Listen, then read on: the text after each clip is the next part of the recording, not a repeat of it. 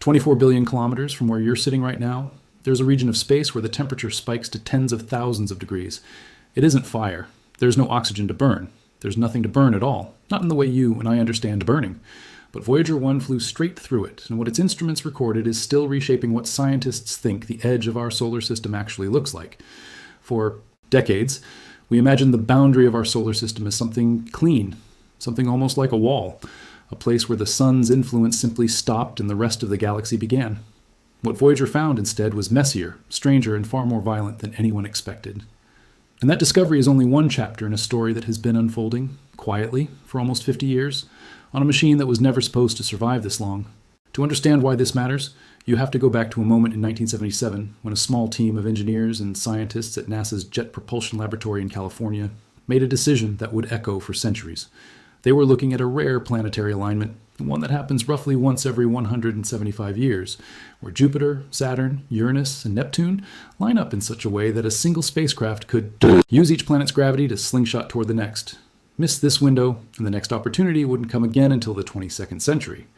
So, in the late summer of 1977, two nearly identical spacecraft left Earth within weeks of each other.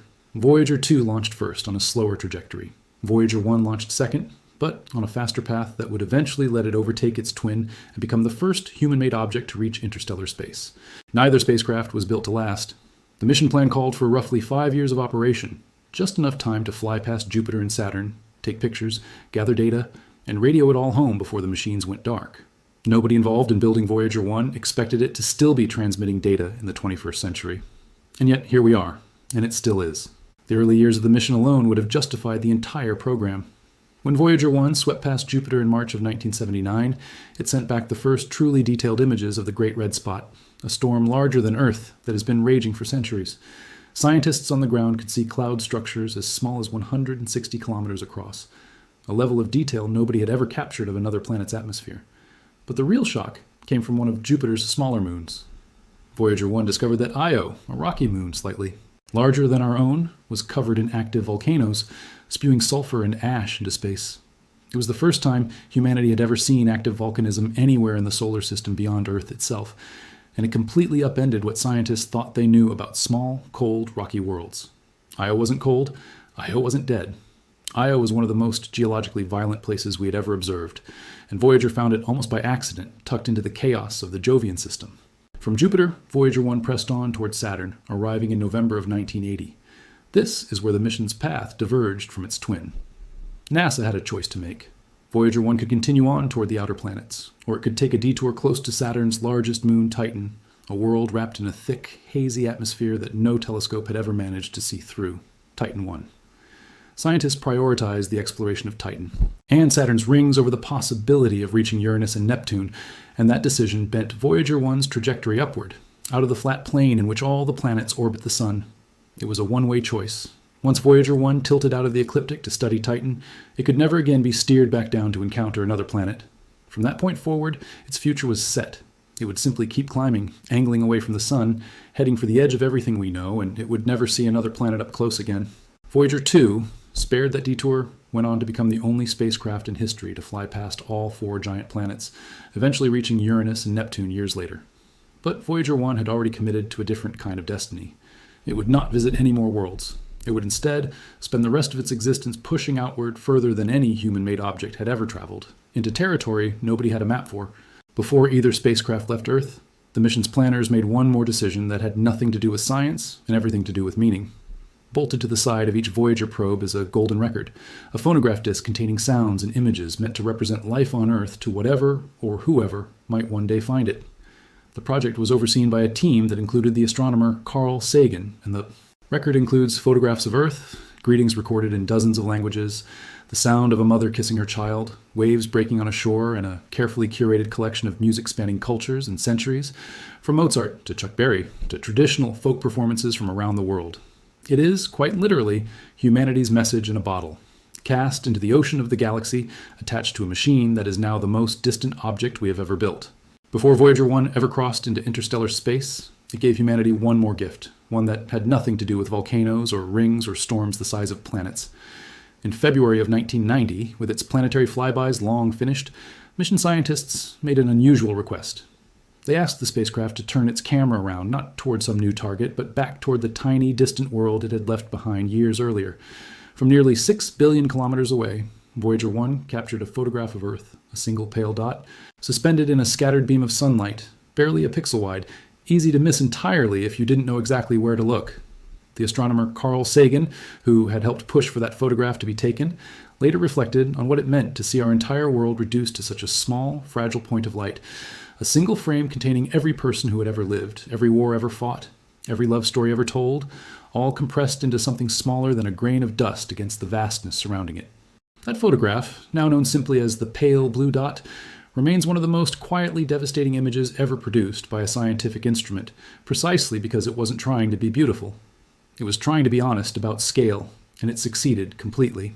For the first 3.5 decades of its journey, Voyager 1 traveled through what's called the heliosphere, an enormous bubble of charged particles blown outward by the sun. Think of the sun not just as a source of light and heat, but as a source of wind, a constant outward stream of particles called the solar wind that inflates a kind of magnetic cocoon around our entire solar system. That bubble is our neighborhood. Everything inside it, all 8 planets, every moon, every asteroid, is bathed in the sun's influence. Outside it lies interstellar space, the vast region between stars, filled with a completely different mixture of particles, radiation, and magnetic fields, left over from other stars, other explosions, other epochs entirely. For years, scientists debated exactly where that boundary was and what crossing it would even look like. Then, in the fall of 2012, something changed. On August 25th of that year, Voyager 1's instruments detected a sudden and dramatic shift in the density of charged particles around it. The signature of the solar wind, the fingerprint of our own sun, seemed to vanish. In its place was a colder, denser plasma that looked nothing like anything the spacecraft had measured before. It took scientists over a year of careful analysis to confirm what they were looking at, because the signal was so unlike anything in the mission's history that nobody wanted to announce it prematurely. But by September of 2013, the conclusion was unavoidable. Voyager 1 had left the heliosphere. It had crossed into interstellar space. For the first time in human history, an object built by our hands was traveling through the space between the stars. It's worth sitting with that for a moment, because it's easy to let a sentence like that slide past without really absorbing it. A machine assembled in a clean room in California, launched on a rocket in 1977, using computer technology less powerful than what's inside a modern car key fob, had traveled far enough, and long enough, to leave the sun's bubble entirely. It didn't just fly past a planet, it flew past the edge of the world we belong to. And yet, even after that historic crossing, the discoveries kept coming, because the boundary Voyager crossed turned out to be nothing like the clean line scientists had imagined. Rather than a sharp edge, a place where solar influence stopped and interstellar space simply began. The region turned out to be turbulent, layered, and, in places, astonishingly hot. Instruments on both Voyager 1 and Voyager 2 detected a zone near the heliopause, where temperatures soared into the tens of thousands of Kelvin. Some researchers, trying to describe the sensation of that data to the public, started calling it a wall of fire. It isn't fire in any sense you or I would recognize. There's no combustion, no flame, no oxygen. What's actually happening is that charged particles in that boundary region are moving at extraordinarily high speeds, and that motion translates into an intense thermal signature, a wall of energy rather than a wall of flame. But the particles there are so sparse, so thinly spread across such enormous distances, that despite the incredible temperature, a spacecraft passing through wouldn't be incinerated the way you might expect. It's heat without substance, energy without material, a boundary that behaves like nothing in our everyday experience of temperature and fire. One of the more evocative results to come out of Voyager 1's time in interstellar space involved an instrument most people have never heard of, called the plasma wave subsystem. This instrument doesn't take pictures. It doesn't measure temperature directly. What it does is detect oscillations in the thin plasma surrounding the spacecraft, essentially the vibrations of charged particles as they're disturbed by outbursts from the sun that ripple outward for months before finally washing over Voyager, more than a light day away.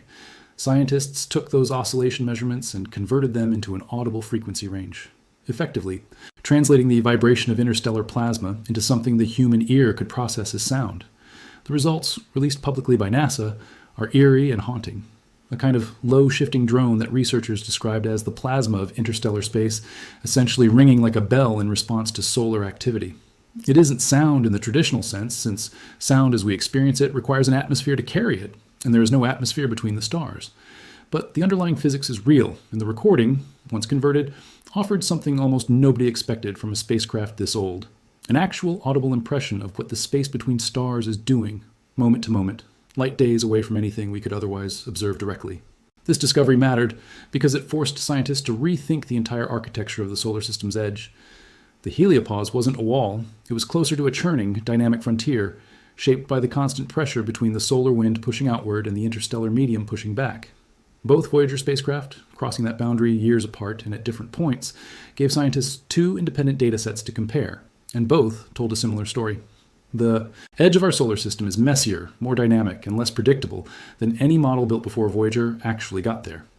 It is one thing to theorize about the boundary between our star's domain and the vast emptiness beyond it. It is another thing entirely to fly a spacecraft through it and measure it directly, and that's exactly what Voyager 1 did, sending back data that scientists are still working through today. But interstellar space brought its own dangers, dangers that had nothing to do with heat or radiation and everything to do with time itself. Voyager 1 is powered by something called a radioisotope thermoelectric generator, a device that converts the heat from decaying plutonium into electricity. There are no solar panels on Voyager because by the time it reached Jupiter, it was already too far from the sun for solar power to be practical. Instead, it relies on this slow, steady nuclear decay to keep its instruments running, its heaters warm, and its radio transmitter powered enough to send a signal across billions of kilometers back to Earth. The problem is that this power source is not renewable. It cannot be refueled. It cannot be repaired. Every year, the plutonium decays a little further, and every year, Voyager 1 has less electricity available than it did the year before. This slow, irreversible decline has forced NASA's engineers into a series of increasingly difficult decisions. One by one, instruments that once measured cosmic rays, magnetic fields, and plasma waves have had to be switched off, not because they broke, but because there simply isn't enough power left to run everything at once. In early 2025, engineers made the call to power down Voyager 1's cosmic ray subsystem, one of the instruments that had been operating since launch, in order to conserve enough electricity to keep the spacecraft's other systems alive a little longer. As of the most recent reporting in 2026, only a handful of science instruments remain operational on Voyager 1, a stark contrast to the fully loaded suite of instruments it carried when it first left Earth. Every shutdown is permanent. There is no bringing an instrument back online once its power has been reallocated elsewhere. Each decision the team makes trims away a little more of what the spacecraft can tell us in exchange for a little more time before it goes silent for good. Power isn't the only system failing. Voyager 1 also relies on small thrusters to keep its antenna pointed precisely at Earth, a task that becomes more difficult with every passing year because the spacecraft is now so far away that even a tiny misalignment can cause its signal to miss our planet entirely. Some of these thrusters have become clogged, the result of residue building up inside fuel lines over nearly 5 decades of operation. And here's the part that makes the situation genuinely precarious. Voyager 1 no longer has a working backup for its thruster system. Suzanne Dodd, the project manager for the Voyager mission at the Jet Propulsion Laboratory, has described the spacecraft's current state in stark terms, explaining that essentially everything left on board is now single string, meaning there is no redundancy left. If a critical component fails now, there may be no fallback system to take over. The margin for error, which was once measured in multiple backup systems and careful redundancy, has shrunk down to almost nothing. It was against this backdrop of slow, managed decline that the strangest incident in Voyager 1's recent history took place. In November of 2023, the spacecraft's handlers on Earth noticed something deeply unsettling. Voyager 1 was still transmitting. Its radio signal was still reaching Earth, faint but steady, exactly as it had for decades. But the content of that signal had stopped making sense. Instead of the structured telemetry that engineers expected, the kind of data that tells them the spacecraft's health, its orientation, its instrument readings, they were receiving what looked like a repeating pattern of ones and zeros with no coherent structure behind it, something the team described almost like a dial tone rather than a message. The spacecraft was alive. It was awake. It was talking. But it wasn't saying anything anyone could understand. For a machine that had survived interplanetary radiation, decades of deep space cold, and nearly half a century of continuous operation, this kind of failure was uniquely alarming, because it wasn't clear at first whether it was recoverable at all. Engineers at the Jet Propulsion Laboratory spent months working through the problem with the kind of painstaking, patient troubleshooting that deep space demands. Every command sent to Voyager 1 takes over 22 hours to arrive, one way. That means every single test, every diagnostic command, every attempt to isolate the problem required waiting nearly 2 full days just to see whether it had worked. An agonizingly slow process for problem solving. On a machine you cannot see, cannot touch, and cannot physically inspect. Eventually, The team traced the source of the garbled data to a single corrupted chip inside one of the spacecraft's onboard computers, a piece of hardware responsible for packaging science and engineering data before it's transmitted back to Earth. The chip had failed, and with it, roughly 3% of the memory in that particular computer system had become unusable. The fix required something almost unimaginable, given the constraints. Engineers had to figure out how to reorganize the affected code so that it could run using the remaining working memory, essentially rewriting decades-old software architecture around a permanently broken component, using a computer that has less processing power than a modern digital wristwatch, sitting more than 24 billion kilometers away, with every attempted fix taking nearly 2 days just to find out whether it worked or made things worse. By the spring and summer of 2024, that painstaking process paid off. Voyager 1 began sending back coherent, readable data once again. First, its engineering telemetry, confirming the spacecraft's health, and eventually its science data as well, resuming the kind of measurements of the interstellar medium that had made it valuable to researchers in the first place. It was, by any reasonable standard, a remarkable technical rescue, carried out across a distance and a time delay that made every single step of the process almost unbearably slow. A team of engineers, most of whom were born long after Voyager 1 launched, managed to diagnose and repair a hardware fault on a computer system designed in the 1970s, without ever being able to touch the machine itself, guided only by the faint, patient signal crawling back across the solar system every 22 hours. This is, in many ways, the real story behind the dramatic headlines that circulate online, the ones that claim Voyager 1 turned around, or that it discovered something scientists can't explain, or that it stopped the world with some impossible revelation. Strictly speaking, Voyager 1 cannot turn around at all. It has no way to reverse course. It is coasting on the momentum it built up decades ago, drifting steadily outward.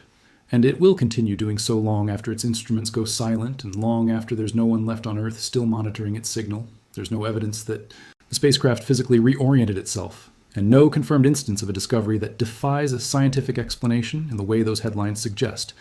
But the real story, stripped of exaggeration, is arguably more compelling than the myth.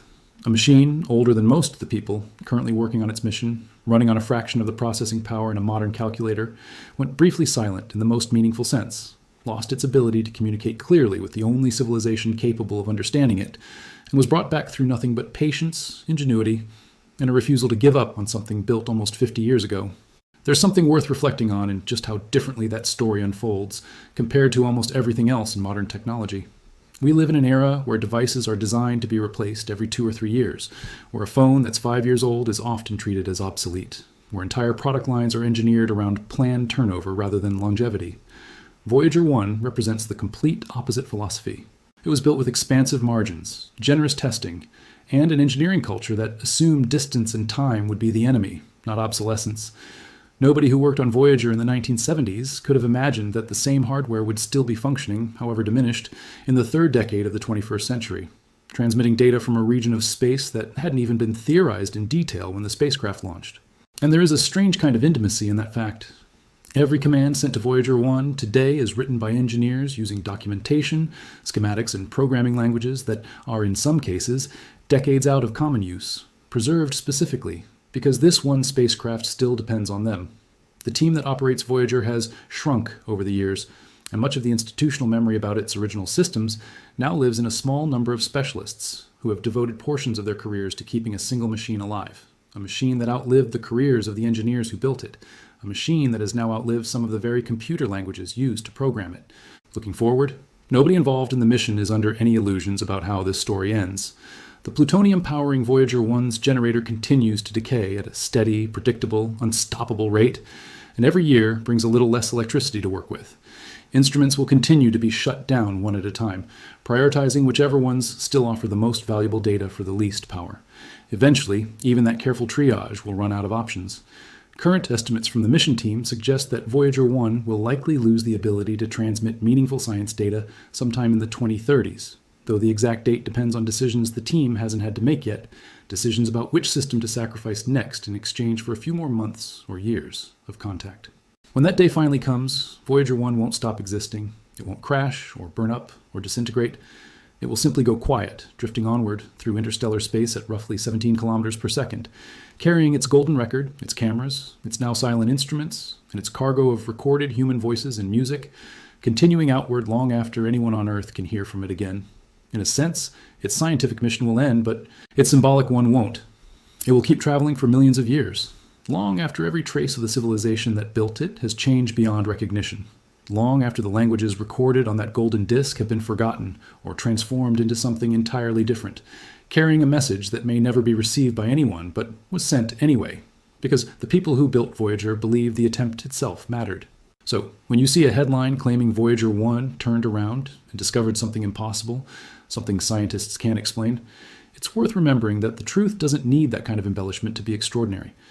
The real Voyager 1 flew through a region of space so hot it defied easy explanation and helped redraw our understanding of where our solar system actually ends. The real Voyager 1 went nearly silent in 2023, its data reduced to meaningless noise, and was coaxed back into coherence by a small team of engineers, solving problems across a communication delay of almost 2 days per exchange. The real Voyager 1 is dying, slowly, deliberately, one instrument at a time, its power reserves ticking down in a countdown that has been running since the day it launched.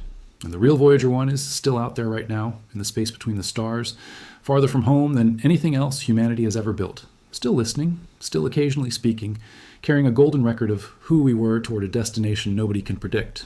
It didn't turn around. It never will. But for almost 50 years, it has been doing something arguably more remarkable.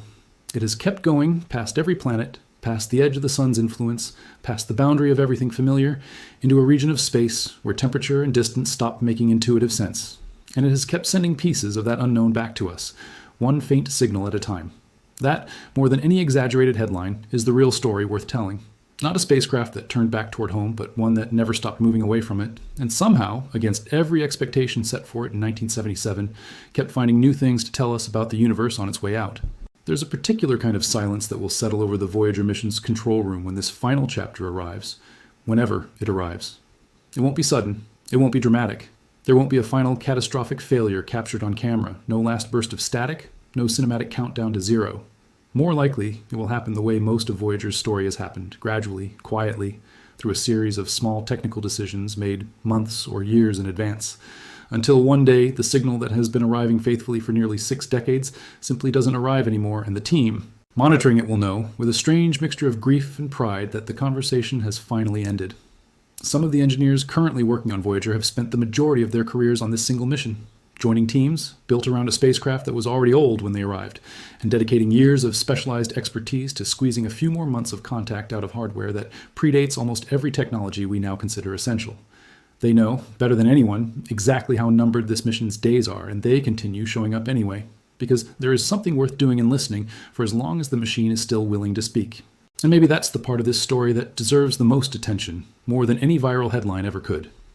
Not the myth of a spacecraft turning back toward Earth in some dramatic final act, but the quiet, unglamorous reality of people who have chosen to spend their working lives caring for a 50-year-old machine simply because it is still out there, still reaching back across an almost unimaginable distance, still trying, in its own limited and fading way, to tell us something true about the universe we live in before it finally, gently goes quiet for good.